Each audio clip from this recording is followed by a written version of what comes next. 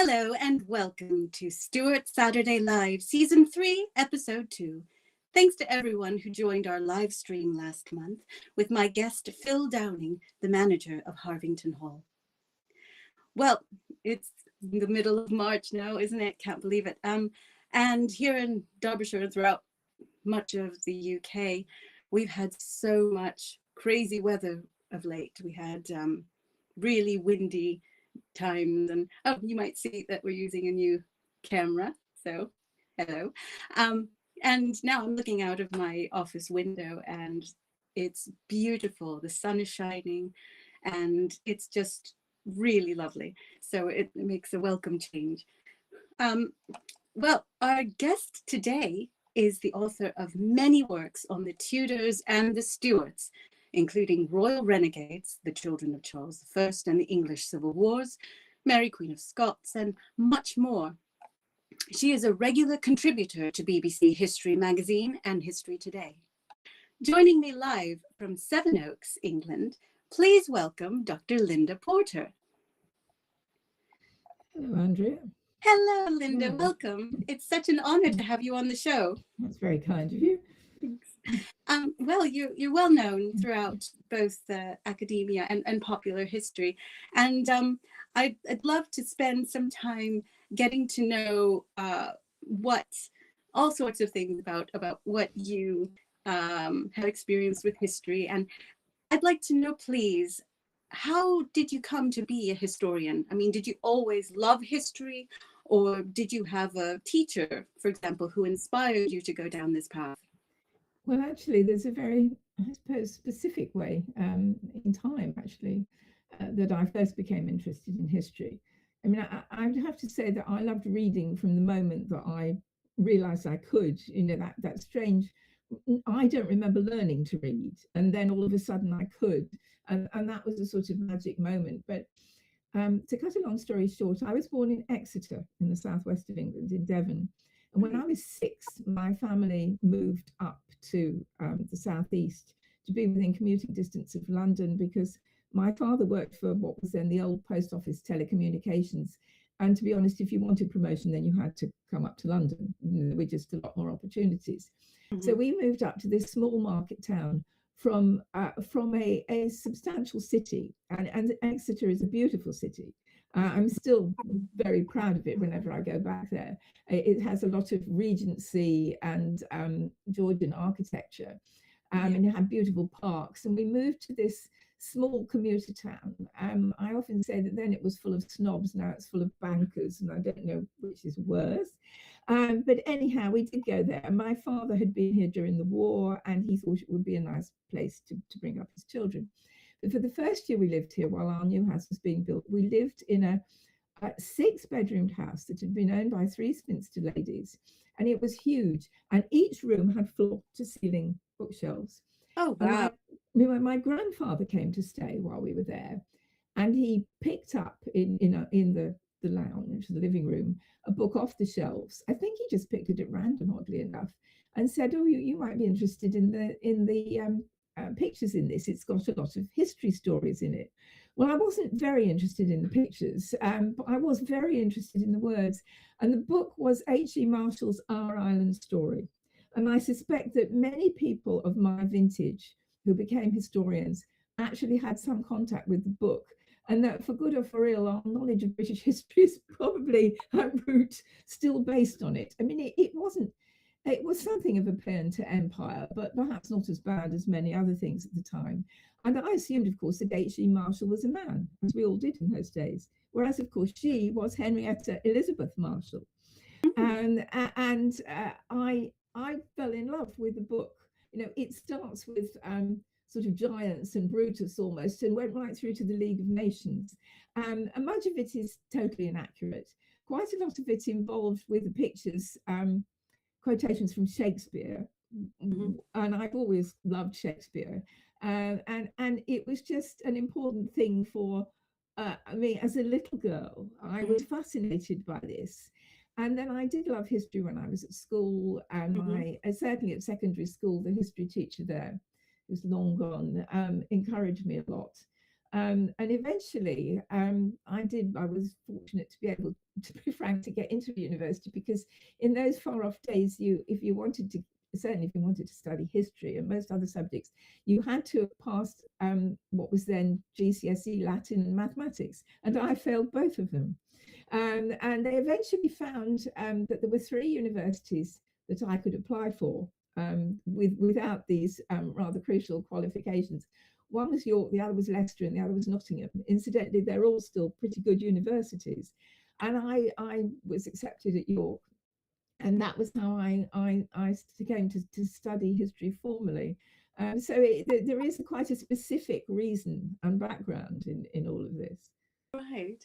Well, that's funny. I often go to York. It's a lovely city, and I'm just south in near Chesterfield, and it's lovely to hear your journey and the book that inspired you. Do you have a favorite fiction work by any chance?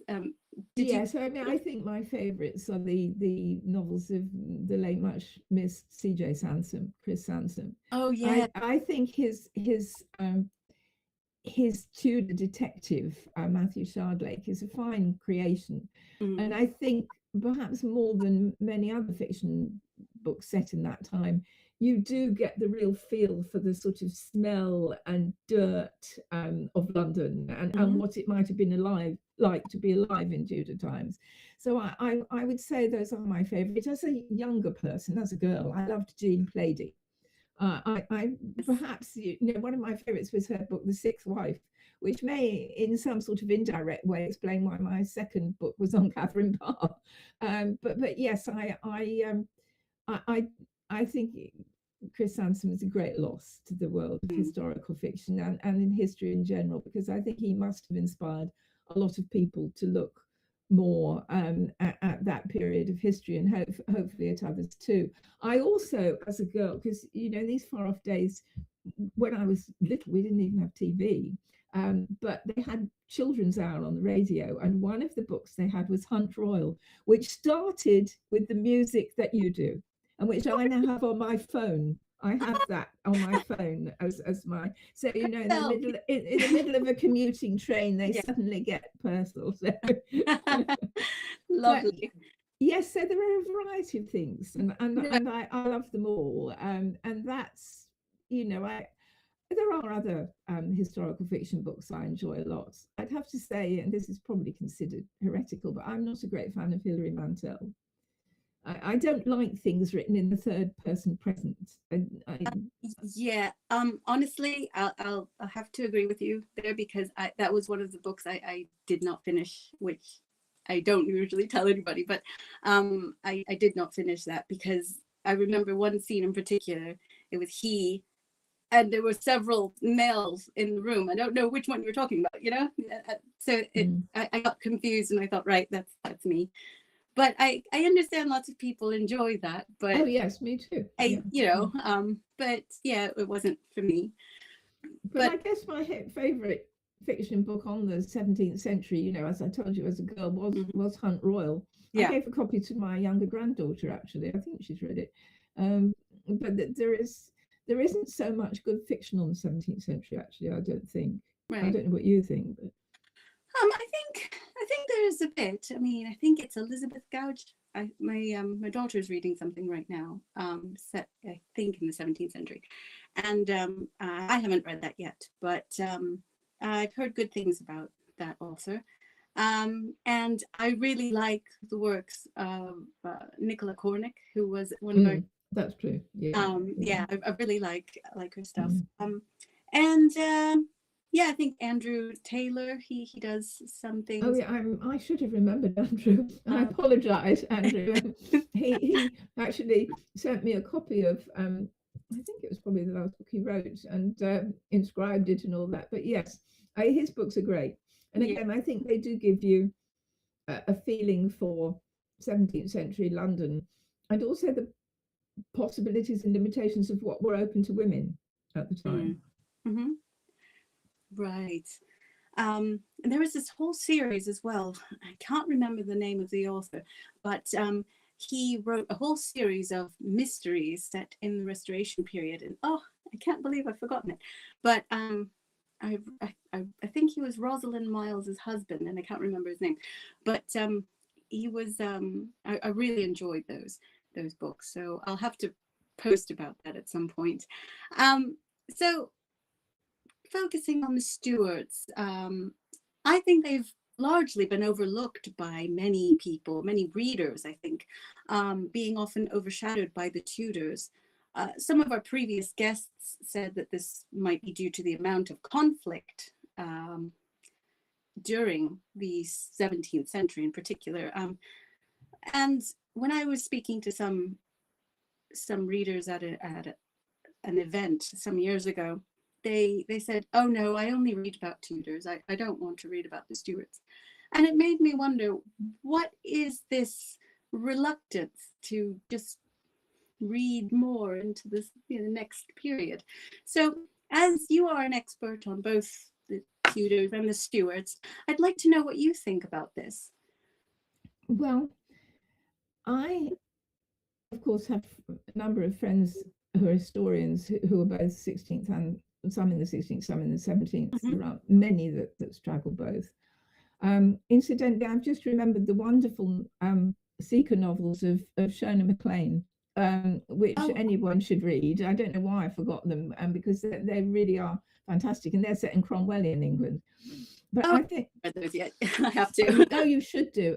She wrote on. She's been writing as S.G. MacLean. Her latest book she has actually written as Shona MacLean, but no, you must read them because they're fantastically good. But I think Alison Weir actually once said to me that she thought the 17th century had such a ferment of ideas that it was almost just too complicated for people to get hold of. And trying to convey this in a book, particularly a non-fiction book, because I suppose in a fictional book you probably you might want to reveal some of that, but it gives you a bit more license to do it than writing a non-fiction book. And but you see, that's the reason that the 17th century fascinates me, because it is there, the fulcrum of our history. And also, although people did have different preoccupations, their view of religion was it was much more important in their daily lives still then. I think they are somehow, to me, more recognizable as moving towards the more away from early modern, which is Tudor, and more to if not our day and age, to some point in between that you can recognize. And I mean, it is the ideas that are fascinating. Well, it would be called an undergraduate dissertation now. It was called a long essay, believe it or not, when I was an undergraduate that I wrote, was to comment on the fact that the differences amongst the parliamentarians were more crucial than those between the royalists and the parliamentarians. And within that, of course, you have layers and layers and layers of things to address and think about. All right, you don't have a Henry VIII, perhaps in the 17th century, but you do have Charles II, whether you like him or not. He is a larger than life figure. He's certainly. And ultimately, though there are various aspects of his character that are somewhat reprehensible, he's not as sort of unremittingly vile as Henry VIII. So it is surprising in a way, because you've got all these glamorous women in the Restoration, certainly. Yes. And even now, people are starting to creep more into the early 17th century with this whole swathe of books that have come out on James VI and First recently. Yes. And I think I remember a literary agent saying to me some years ago that they had thought the 17th century would sort of take off faster than it did, and it's still taking longer, but it is starting to happen. I mean, the books of Jonathan Healy, for example, I think are wonderful examples of how an extremely knowledgeable academic historian can also write for a wider audience. Yes. And long may he continue to do so. And of course, recently we've had Breeze Barrington's fine book on the Restoration Court of Mary of Modena, and I think this is starting to change people's views, but it is, I mean, it annoys me. I mean, if I'm to be absolutely honest, I wanted, once I'd moved into the 17th century, to stay there. Oh, But that hasn't been possible for a variety of reasons. I mean, my latest book on Margaret Tudor, of course, is, I mean, she married a Stuart, an EW, as opposed to a UA Stuart. So, I yeah. mean, she's in the right family, if not the Yeah. right era, if you like. But I again, I'm not quite sure whether the emphasis that is now being put on the changeover from the Tudors to the Stuarts, and the emphasis on the sexuality of James the Sixth and First, it yes, it probably does appeal to a wider readership, but again, it sort of conceals something about what was happening at the time, and you wouldn't know necessarily. You know, all of a sudden you're in the 1630s with Charles I ruling without Parliament, and how have you somehow got there? And the way you got there is at the end of Elizabeth I's reign, which is something that Right. Elizabeth's admirers don't want to say. So Mm. I do think there is. I do think there is more interest in the 17th century, but whether it can ever quite match the continuing interest in the Tudors, I don't know. Right. It's very intriguing, the whole thing. And I remember just wondering what people would make of it. You know, I think back, I graduated university, was it 2008? And since then, I've been told constantly, oh, with the Stuarts are going to have their time, they're going to have their, and Yeah. yeah, we are seeing it, as you said, as you mentioned.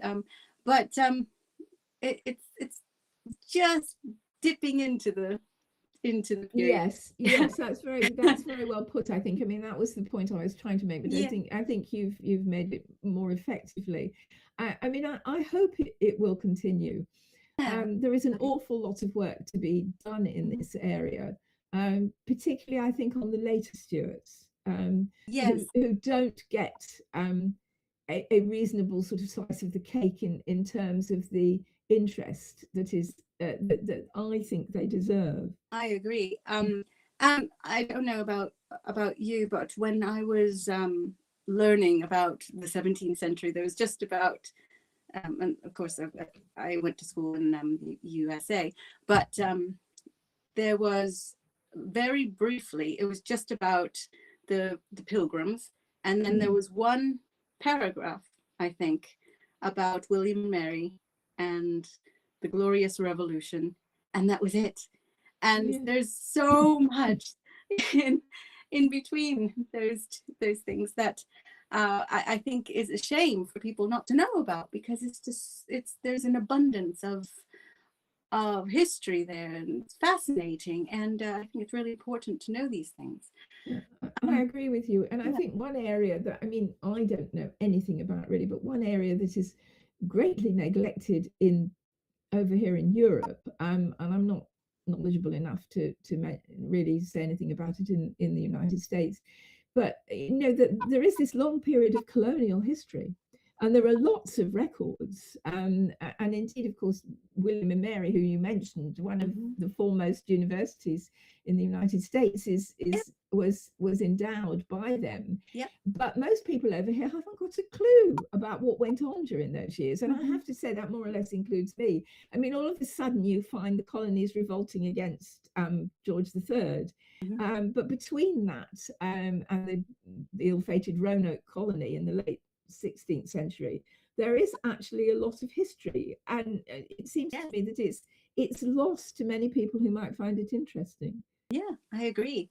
All right, let's focus now on your book, Crown of Thistles. Let's talk a bit about um, Mary, Queen of Scots, her ancestry, because I have, let's see, the book, the cover that we have is the UK cover, I believe. Yes, it is. Yes. This is the American cover, so I Yes, I know. And they gave it this stupid title. I mean, it makes it sound like a football match. Oh, But what can you do? You know, as well, you well know, authors have very limited input on the title yes, of a book. I mean, I've been quite fortunate that way, but many people aren't, and I certainly didn't in the United States. But I mean, to be truthful, it's still my favourite of the books that I've written. It's long, and various people have said to me, "Why did you stop in 1567?" Because I said, well, for one thing, Mary Queen of Scots' time in England, about which we know a huge amount more, incidentally, since I wrote that, it is difficult to cover, and the book was already about 400 pages. And if you wanted another 100, I wasn't sure it, would really be a very good idea. But I mean, it was conceived, to use sort of modern parlance, as Mary Queen of Scots' backstory, because it starts with well, actually with James III, certainly with the Battle of Sauchy Burn that he lost, and after which he was mysteriously killed, happened to be killed, as I think it, or happened to be slain, as it says in the original Scots. And I think Mary's ancestors, her father, James V, and her grandfather, James IV, are absolutely fascinating. And it developed in me a love of Scottish history. And as far as I know, I have no Scottish blood in me. But I've made lots of friends up there. The Scottish archives are marvellous to work in. They're just fantastic. Right. Oh, yes, the Scottish National Records in Edinburgh has the most beautiful reading room with sort of wood panelling and a coved ceiling and all that. And unlike here, if you walk in and ask for your documents, they appear in 5 minutes, which is quite astonishing.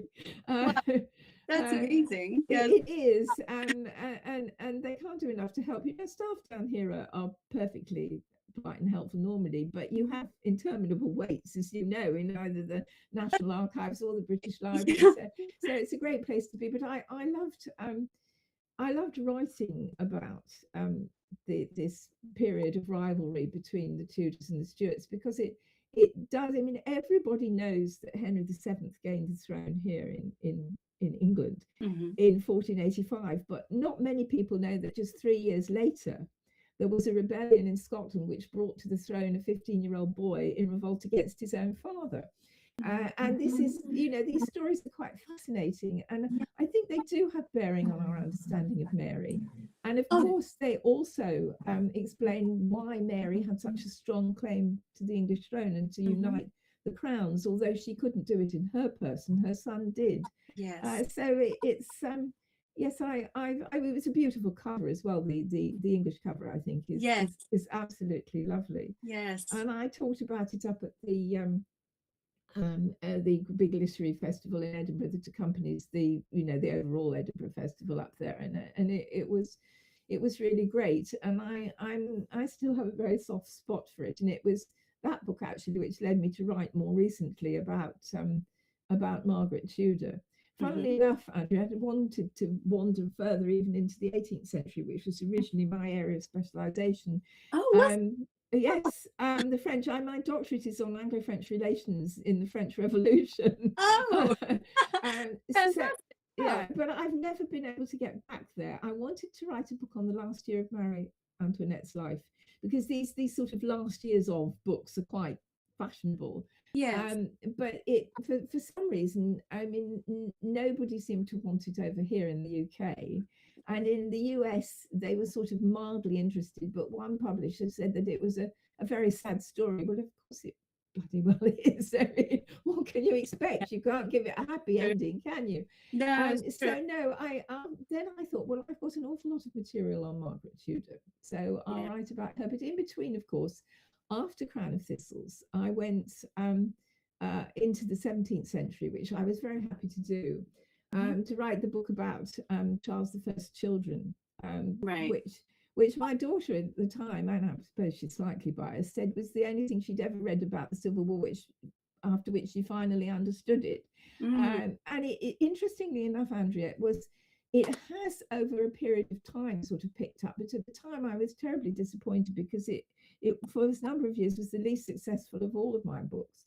And yet again, you've got this family which is absolutely typical of what happened during the Civil War. Right. It's divided in place, in religion. The family is split down the middle, almost in their beliefs.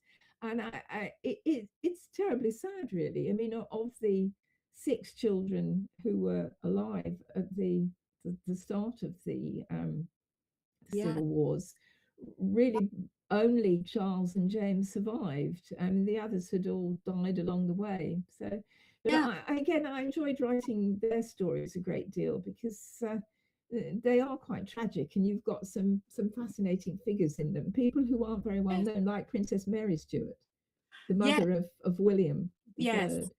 And it's very common for people to get the William and Mary confused. It's something that crops up very often. Mary, Princess Royal, who married, Yes, William. William the Yeah, Second of yeah, Orange. yeah. Yes. And then it can be very confusing when you're not really used to Yeah. this Oh yes, it can. lineage. Yeah. And so anyway, the more we can get people to read about this stuff, it'll clear things up. And anyway, I just wanted to say briefly that I really loved this book. I have the Oh, paperback, thank which is you. what we have, and I think that it's a very, very much.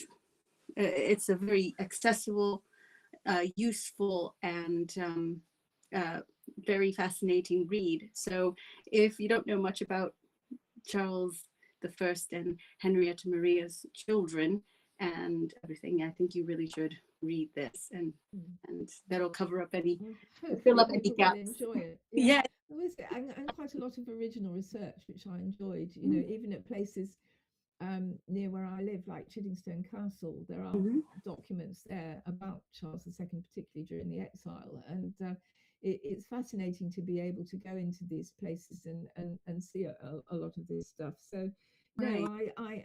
my only regret was that I didn't actually get to go over to the Netherlands. I got permission to look at stuff there, Yeah. but I don't know whether what intervened. But in the end, I didn't go. Oh, Um, it's brilliant. Yeah, you yeah. really. Yeah, I think you'd like it. Yeah, I'm sure I would, and I'm Um, sure. the the stuff at the Palace Hetlow Mm. are fantastic. So definitely that for one archive at least. Um, and I'd like to talk about Charles I and Henrietta Maria.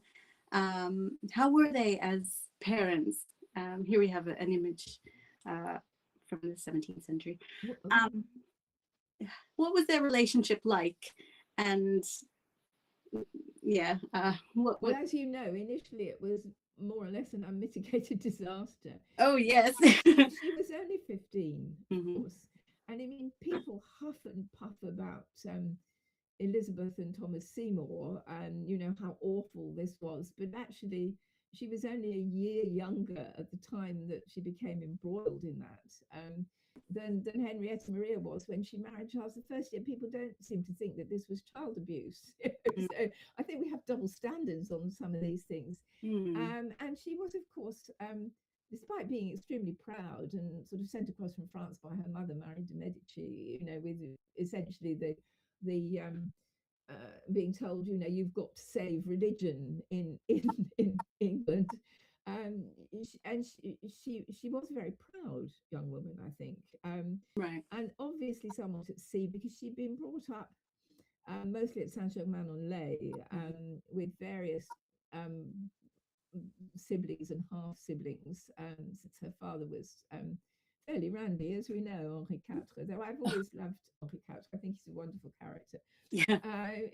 But I think she was really very ill prepared for coming to this country, and that Charles, who was considerably older than her, um, was also still very much enthralled to the Duke of Buckingham, who'd been his father's favourite, and Yeah. with whom Charles had a close relationship, but I don't think in any way sexual. I don't think Oh, people I don't think even so. No. suggested that at No. all.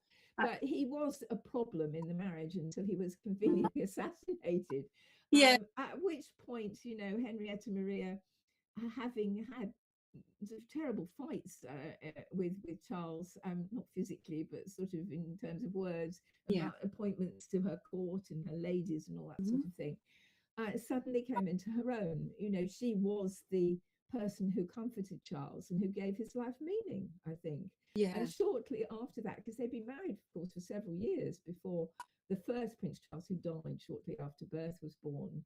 And then she gave birth to a healthy son. And I think that from the death of Buckingham onwards, the marriage never really looked back, and it was an extraordinarily close and affectionate one in ways that we don't generally think of amongst British royal families. I mean, the closest in time that I would describe as a similarly affectionate one was that of Henry VII and Elizabeth of York. And I think in both cases, it's interesting that their children don't seem to have learned anything from the example of their parents, which rather surprises me in a way, because you would think they might do, but they certainly didn't really. So and she did become, if not quite the sort of eminence grise that Henrietta Maria is often represented as, I think uh, uh, certainly someone who had his ear. I don't think he always did just what she told him, though she's often represented as that. And of course, she got a consistently bad press at the time because she was Catholic. I mean, he was the first of a number of Stuart kings to marry a Catholic queen, and there hadn't been a Catholic consort since since Catherine of Aragon, really. And perhaps Mary of Modena as well, perhaps. Yes, Mary of Modena, when she came along later, at that time, she and Catherine of Braganza had established, whether for good or for ill, an acceptance of the reality that these were women who were fit to be Queen's consort in this country. So Henrietta Maria, partly because of her name and because she was known as Queen Mary, because the English couldn't get their heads around Henriette Marie, and certainly not Henrietta Maria.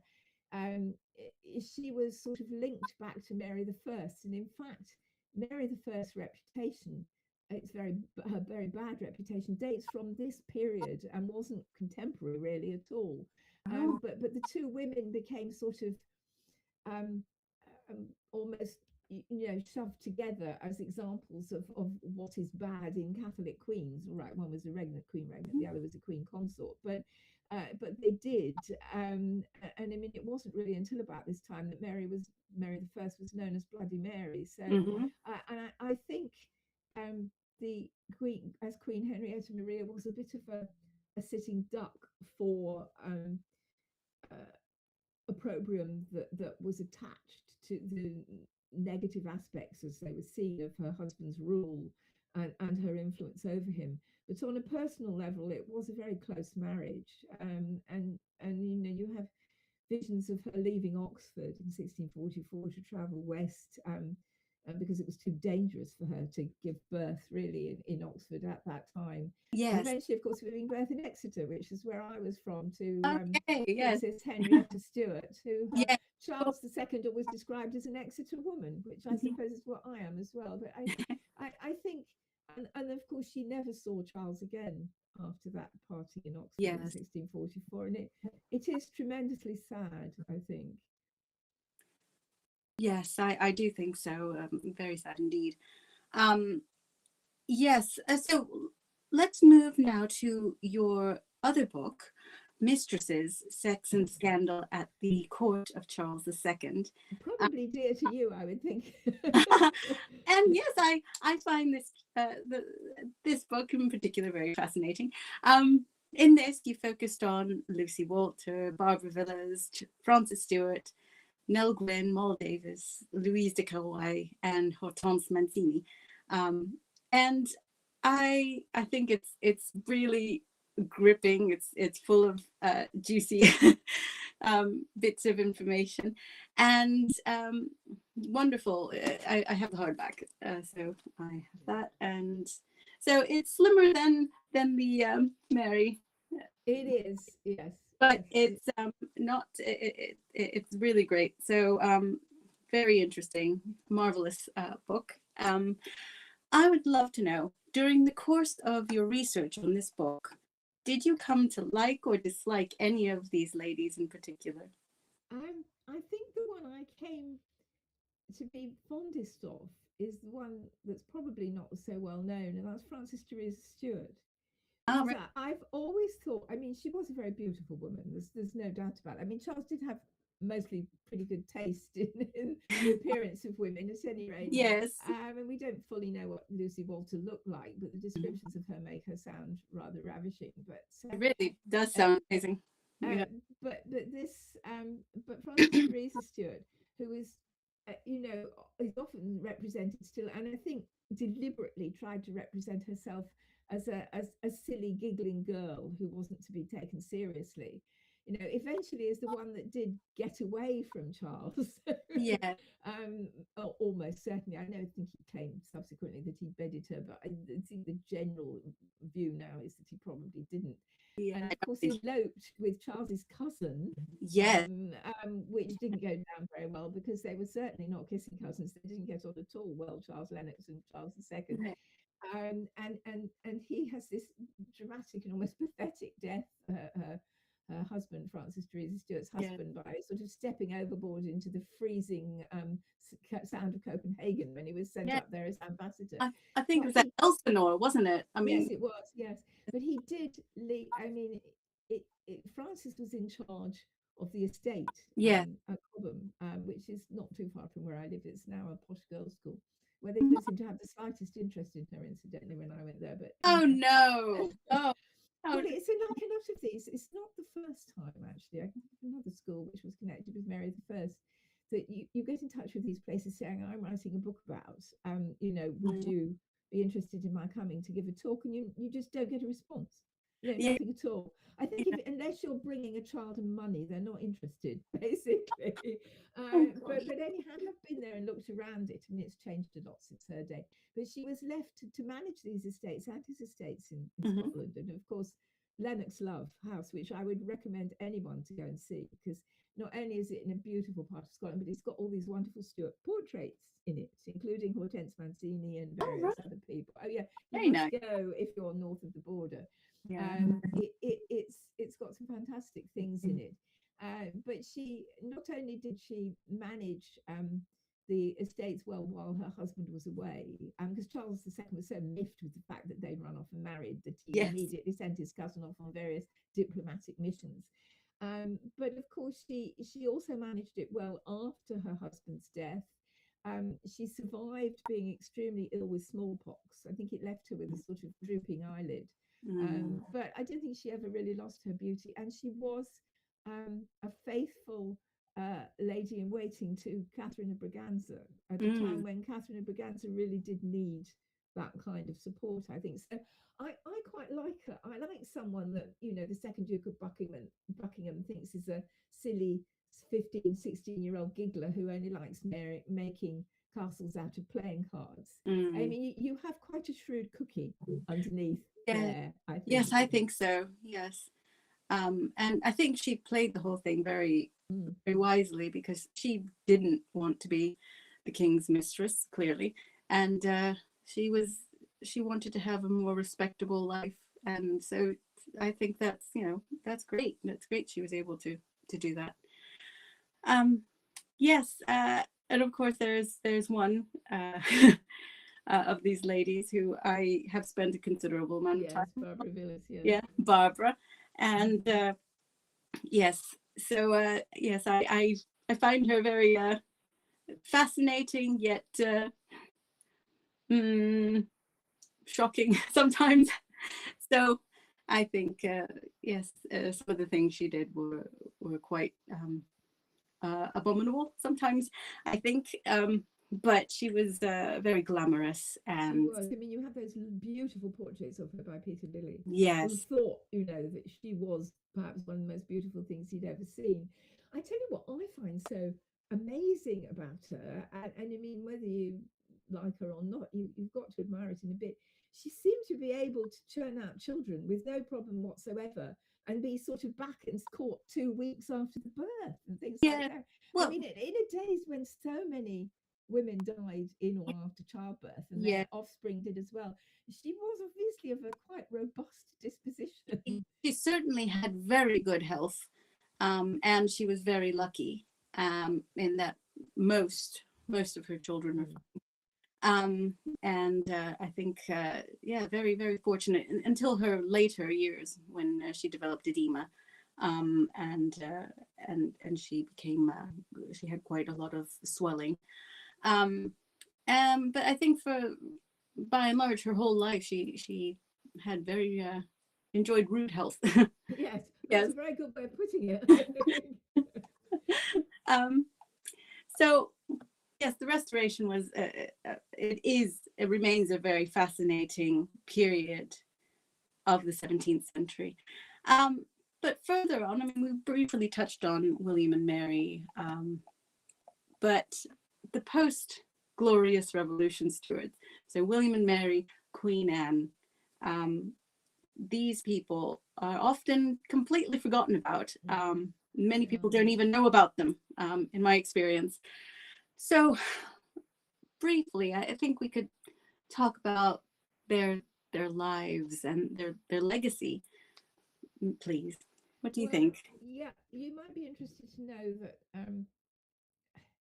I'm not writing about William and Mary at the moment, but I did um, a half pitch to my editor that my um, next book, not the one I'm actually writing, might be about their marriage, because I think it is a marriage that changed Britain. You can't argue with that, I don't think. And Mm, very little is known about them. I mean, William III, I should think, is one of our least known monarchs, mm, and one can understand that in a way. And in certain parts of the British Isles, he's probably remembered for wrong reasons, but they, I mean, theirs again is a marriage again of a 15-year-old. I mean, this mhm, remained common throughout the 17th century, um, with someone a decade or so older than her, who was mhm. her first cousin. Yeah, And of course, Charles had the second had wanted his two York nieces to be brought up as Protestants, yeah. because he could foresee the crown just disappearing from the Stuarts altogether Mm, otherwise.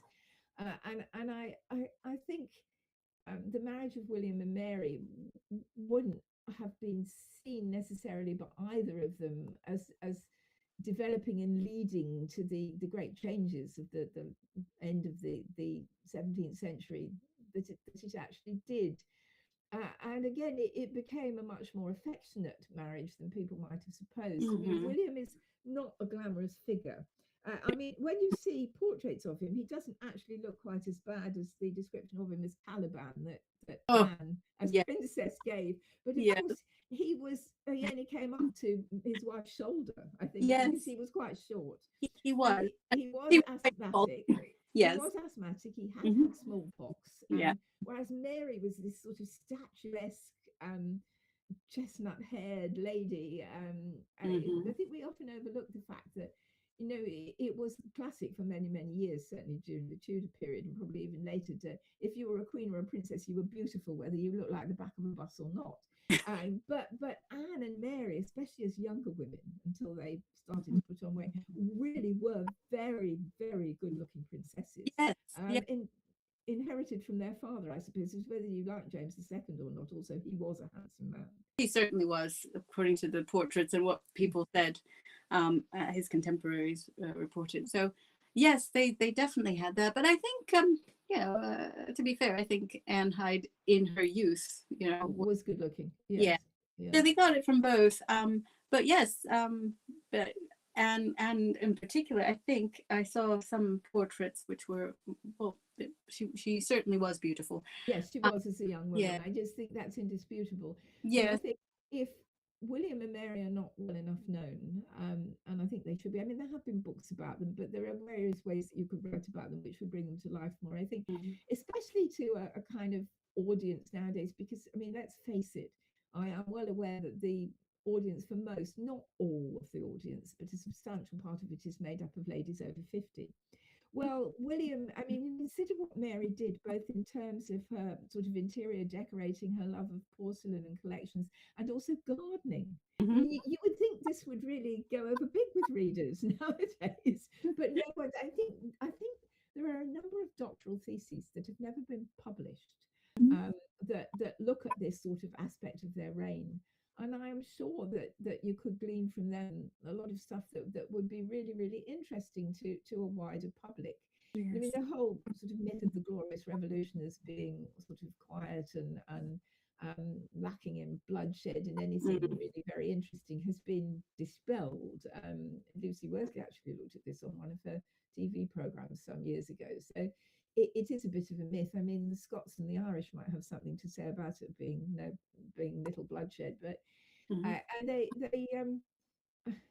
I think that it was a cultured court, and initially, again, I don't think this is understood by a lot of people, but there was a united front amongst William and Mary and George and Anne when William and Mary first came over, because Yeah. it was necessary to sort of underpin the legitimacy of what had happened. Yeah. They fell out subsequently, but it's quite important for the establishment of William and Mary as rulers. And of course, Mary is often written off as someone who just sat in on council meetings when William was away. Well, William was away a lot, Mm-hmm. and she did have, to use a rather overworked modern phrase, a much more agency than people think. So, I mean, she's an interesting woman in her own right. And I think perhaps just as much, if not even more so, because I mean, that dreadful film, I know that Olivia Colman is viewed as a national treasure, but the film The Favourite, which depicts Anne as a fat lesbian, basically. Mm-hmm. I mean, whether she was or not is not really the point, I think. I mean, she took a much more responsible and active role in government than many people give her credit for. She was a very diligent monarch, Mm-hmm. as I'm sure you know. Yes. And she also she had sort of stuck to her guns and made sure that she was going to be the heiress when her sister died childless, and Mm. her brother-in-law for a while ruled by himself. So I think you've got to admire her tenacity. And she had to tread this difficult path. Perhaps she didn't do it entirely successfully, between Tories and Whigs, because by this time you have got the two-party system. Yeah. And I think one of the reasons that perhaps Anne has not been properly appreciated or entirely effectively written about is the sheer complexity of politics at this time. Mm-hmm. Because I one of my other, like most historians, I've got about half a dozen proposals that never went anywhere. But I did think about writing it again, looking at the Marlborough's marriage again. Yes. And the more I read about it, the more I thought, dear God, for one thing, how much or how little do you put in about his military campaigns? And then there's the whole long period after his death in which Sarah is left alone, but not tries very hard to maintain a considerable public profile. And there's just the sheer complexity of the politics at that time. And you can't ignore that, I think, if you're going to write sensibly and cohesively about the period. But I do think they haven't been given the credit that they should be. I mean, no doubt proponents of Scottish independence would not see it this way, but it was Anne that actually united the kingdoms as well as the crowns.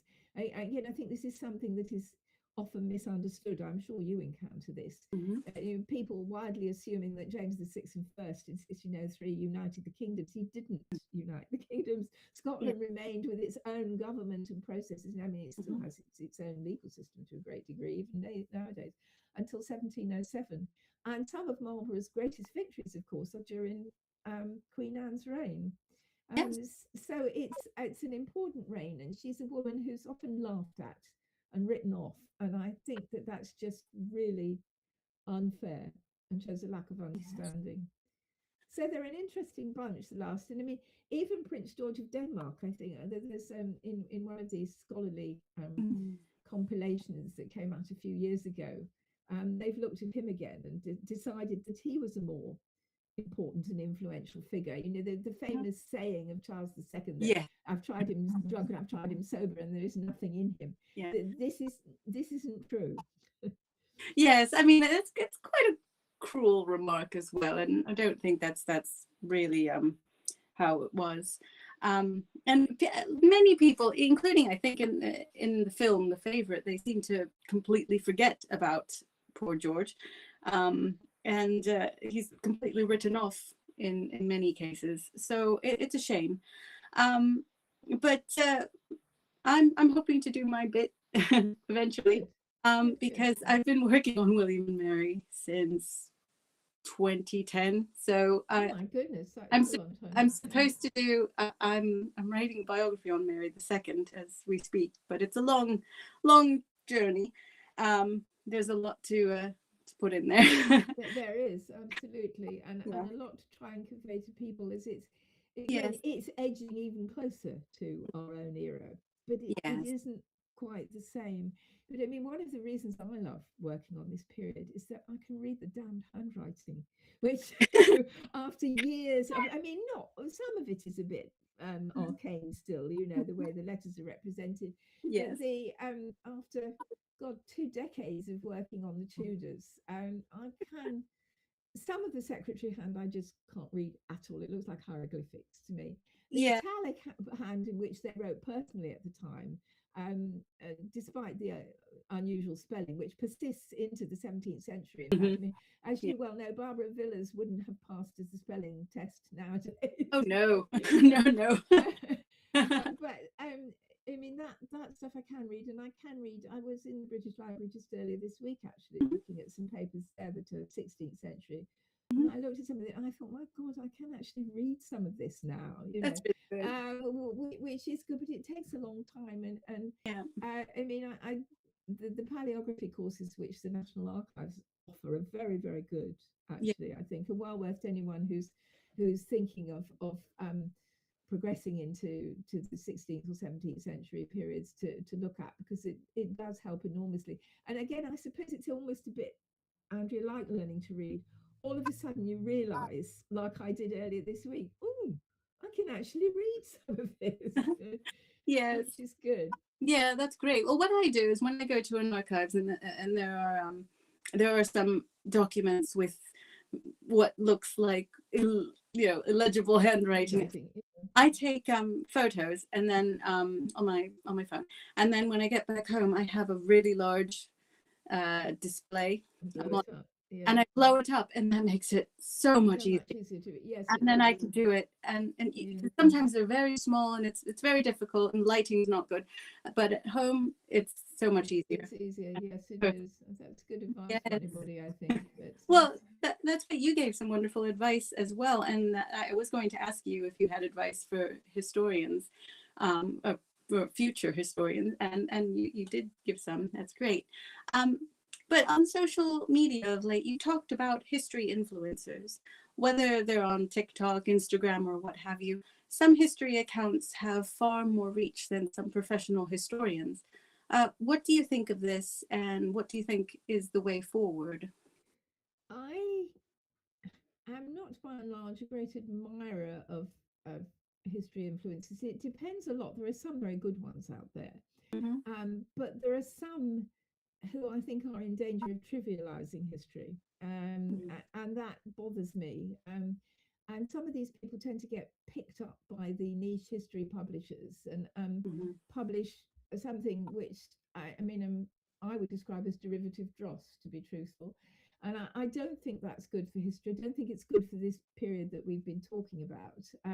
When you are the story rather than what you're actually writing about, then something is wrong.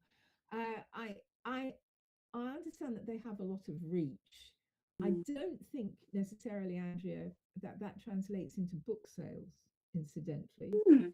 I mean, I know a number of people who do podcasts, and podcasts that I actually have participated quite happily in, who Mhm. take great exception to that. But if you talk to most of the mainstream, to the trade press, I think they would probably agree with that. I mean, Right. obviously, if you've got 25,000 followers, then Yeah. some people among you will pick up a certain proportion of that. Yeah. But beyond that, I think people who follow in history influencers are more interested in pictures sometimes Mhm. than in the actual content. And it is a sort of growing area. And I suppose the one thing that bothers me about it a bit, and I don't know what your views on this are because you've Mhm. been working in this area for a long time, but it is. and I will say this quite freely, it is galling to those of us who went through the whole process of Mhm. studying history at various levels and getting qualifications for people to suddenly turn up announcing that they're a historian. Mm. You might be interested in history and you're allowed to be, and in fact encouraged to be, but that Yes. doesn't make you a historian. Not Well, in my book, at any yeah. rate. I think that's. I've encountered people fresh out of school and they call themselves experts, and that is Yes, something. yeah.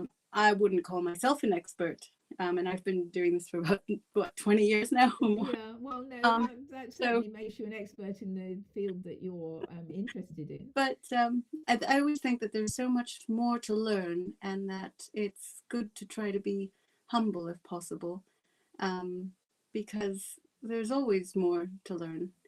And I think I think there is a lot of pressure on people who are trying to do work in history, that they have to make videos and make photos Mm, and all this. There's a lot of pressure, um, and it's difficult.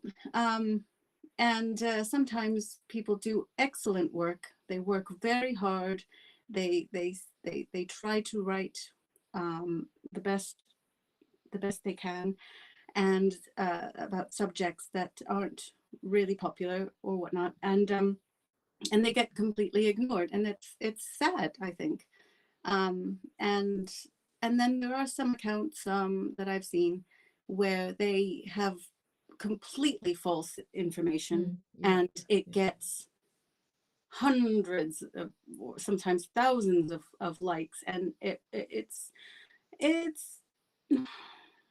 it's quite unsettling a bit. It is, Um, yeah. yeah. I agree with you completely.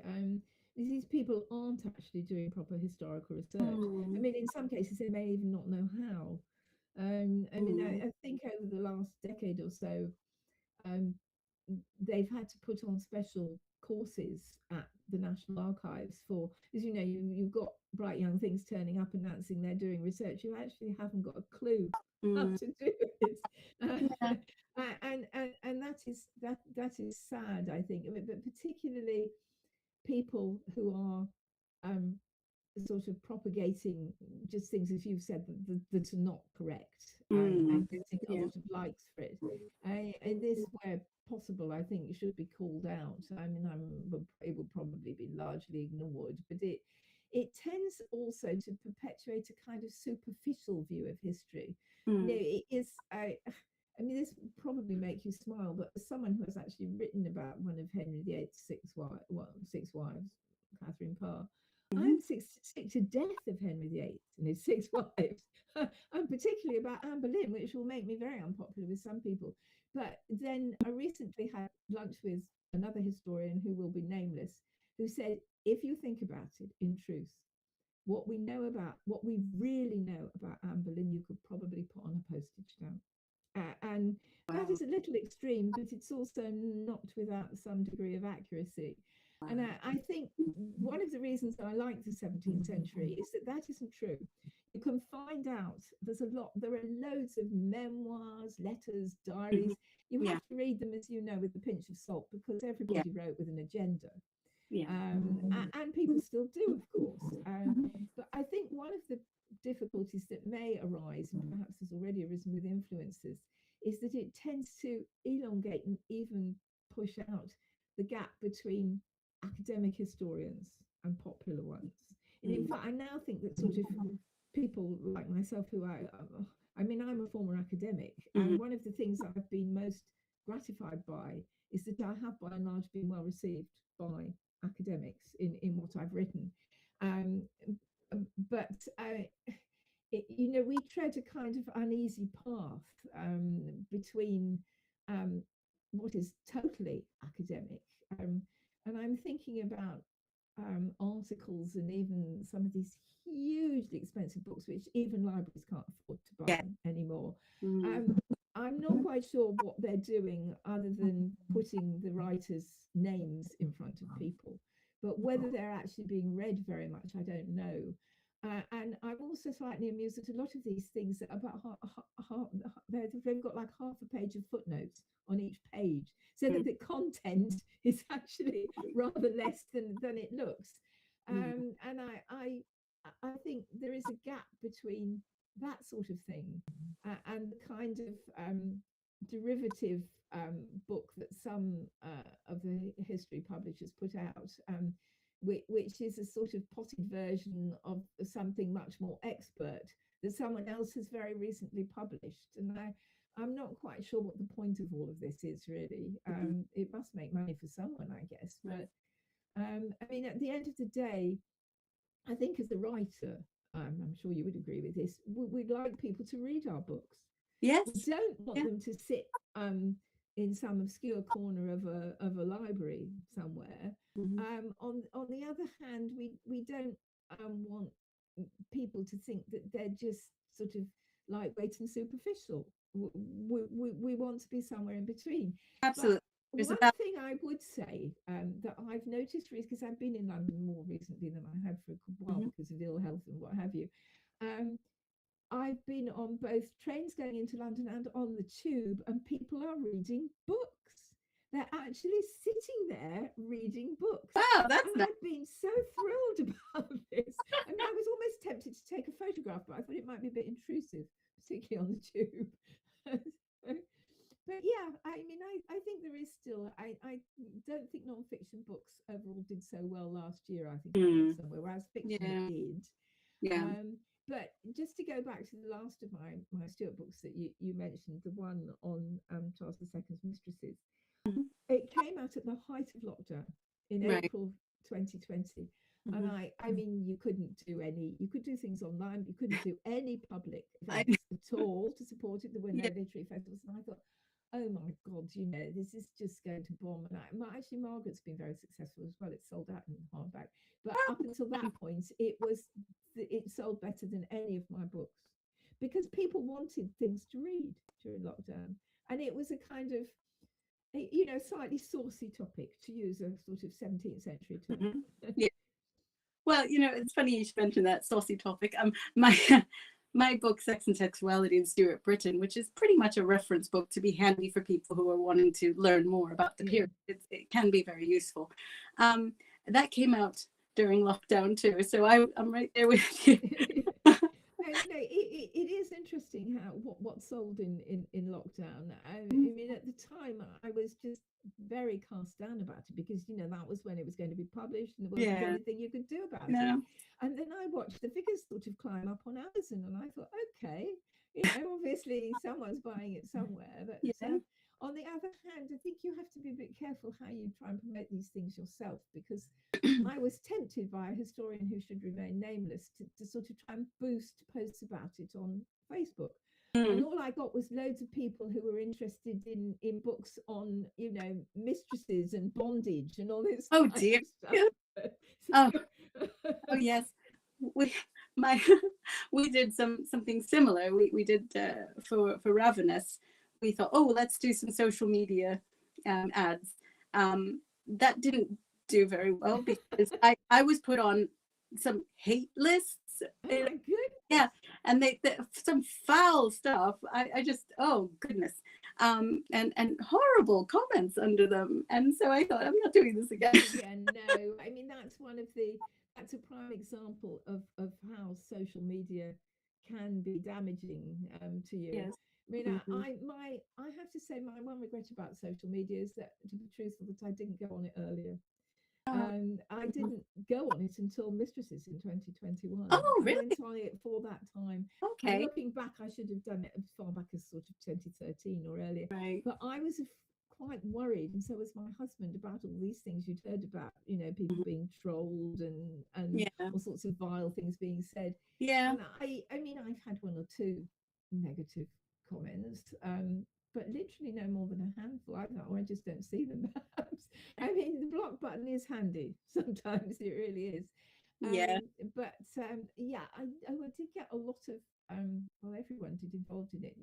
On the Cromwell Association for the wedding anniversary of Oliver Cromwell and his wife Elizabeth. Mhm. there was a post put out, and I liked it. And I got streams of invective. I hate to say this, mostly from Ireland, would you believe? I mean, still after all these years. Mhm. But we did. It disappeared fairly quickly, but Right. it wasn't. It perhaps was a rather ill-judged post, but it didn't It, need to bring about it the response that it it did. doesn't matter what you write about. Someone's going to say something. Yeah, I'm that's I'm true. yeah, for example, I got excited when I came across a sort of earthenware 17th century plate. And so I posted a picture of it. And I said, and I put the price as, I don't remember what it was, but I put an exclamation mark because I was excited, and Mm. that conveys excitement. And I do use exclamation marks because I'm very enthusiastic when I find things. That's all. That's me. Um, and anyway, most people were really interested, and then there were a few who really had a go about. They said you're mocking a fair price that was put by the auction house, and that's not what I was doing at all.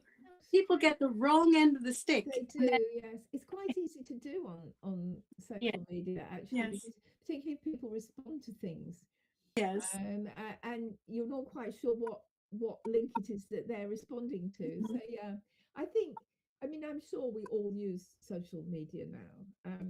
Not necessarily academics do, mm, but a large number of them do as well. Though I think it's yeah, within a more sort of confined circle. But yeah, it's obviously here to stay, I think, though whether to some degree it's peaked or not, I'm not on TikTok. I mean, there is a limit to things that I can do in 24 hours. yeah, And I'm not going to do that. I don't want to mm, constantly be videoing things and all that. But yeah, nevertheless, I think it helps. And then you perhaps do a session like this, or mhm, a podcast with someone else, and they broadcast it quite a lot, so on social media. So to some mhm, degree, that does your work for you, of yeah, course, which is nice. But yes. yeah, I so think, no, yeah, overall, I think social media used um, carefully and effectively is beneficial to all of us as writers and historians. yes. Yeah, definitely. I think, if it's used in the right ways, it could be a very positive experience. And by and large, my experiences are very positive. Yeah, so Um, am and we have a lovely community of Stuart enthusiasts. And yes, I enjoy wearing costumes because I've noticed that audiences, when I do my talks, they come up to me afterwards and they say, I really like this. And it really brings it a certain element that I enjoy. And yes, I've had other historians make disparaging comments about this and how I do things. But the fact is, I've had several people tell me that I've inspired them to go and learn more about the Stuart period. And Well, that's so great. keep going, Yeah, yeah, if absolutely. yeah, so the more, positivity, the better. And I think um, if there are people thinking about learning more about this period, go for it, really. Mhm. Yeah. Um, Sure. so just one more thing. I really enjoyed hearing your thoughts about all that. But what I like to ask every guest is Stuart fantasy dinner party. If you could invite, if you could invite anyone from the Stuart period, not necessarily from the 17th century only, who would they be? What would you serve, and who would you sit next to? Um, I would. I'm not myself terribly keen on um, wanting to meet figures of the past, and so the ones Okay. that I would like to meet, a few of them, I would like to invite James the Fourth of Scotland, Mm-hmm. because he is such a wonderful Renaissance monarch, Right. and he spoke umpteen languages. He was always enthusiastic. I like to make sure that my teeth were in good shape, because he tried to practice dentistry on on hapless people at the court Oh sometimes. dear. And I wouldn't want him to announce that my fillings needed replacing. I don't think there were fillings in those days. You just had your teeth yanked out if it wasn't right. But so I would like to invite him. I don't think he'd sit very well with one of my other guests, probably, but I've always been fascinated by, in the French Revolutionary period, by Saint-Just, the Archangel of Death, you know, who's an amazingly handsome young man who wasn't as cold as people thought he was. I think he did have a mistress throughout the French Revolution, and who chose in the end, at the age of 27, to die with Robespierre, when he could probably have not have if he stayed up all night and the night before the 9th of Thermidor, writing and rewriting speeches and that. And when they attacked, well, they attacked him first of all because he was standing up to speak, but he did choose to die because in those days people had more courage than politicians do nowadays.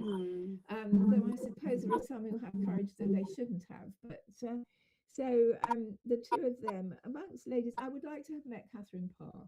Actually, Right. I think she is my favourite of Henry VIII's wives, and she seems more recognisably human to me. As I've said before, she described her much disliked sister-in-law, the Duchess of Somerset, as that hell, which is 16th century for female genitalia. So, you know, it's not very ladylike, really, but, you know, you've got to love a queen who says that about someone. Wow. I mean, I think most people who read it just assume that it's an insult, but it's a very specific insult in terms of the days in which she lived. Wow. And also, she was the first queen to be published, etc., etc. She did have a temper, as you can tell, when aroused, but I think basically she's a very attractive and insofar as any queens were approachable, perhaps she would have been. Of course, most of them wouldn't have given the time of day to any of us because we would have been viewed as peasants, basically. So that's about three people. I suppose with two men and two women, even from rather different centuries, that might just about be enough for a small dinner party. I mean, some of the reprobates of Charles II's court, Rochester would have been an interesting person, I think, to have at a dinner table. And so perhaps would someone like Elizabeth of Valois, who married Philip II of Spain as his third wife and was the daughter of Catherine de' Medici. I mean, they're quite diffuse both in time and period, but they're interesting people in their own right. Goodness knows what I'd serve them. My husband does most of the cooking nowadays. And of course, taste in food changed quite a lot at that time, didn't they? So, I mean, I've always been rather fond of these great menus in which, you know, you have a roast swan and then half a side of beef. And I think we'd have something quite filling that way and end up with something a bit more dainty, like a syllabub. And which, well, you know, they are quite fattening actually, but you know, they're sort of frothy looking. But they would probably like that. Yes, I would think so. And I mean, there were all sorts of nice wines you could have during that period. I suppose Edward I would be an interesting dinner guest, but he's going buck a bit too far almost.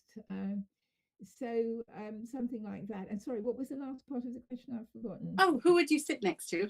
Oh, I'd like to sit next to James IV. I think. Yes. I mean, I can't actually speak Scots, but he could speak perfectly good English, and I can, having read a lot of it, I can understand quite a lot of Scots nowadays. So I mean, I think that would be an interesting dinner party. It certainly sounds really interesting. Well, thank you so much, Linda, for joining me today in my salon. It's been a pleasure to chat with you, and I hope you have a lovely evening. Thank you so much. Thank you, Andrea. And thank you for joining us today on Stuart Saturday Live.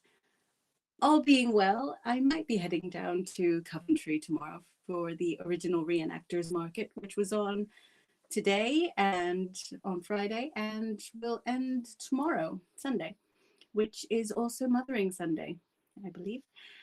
And I might see some of you there.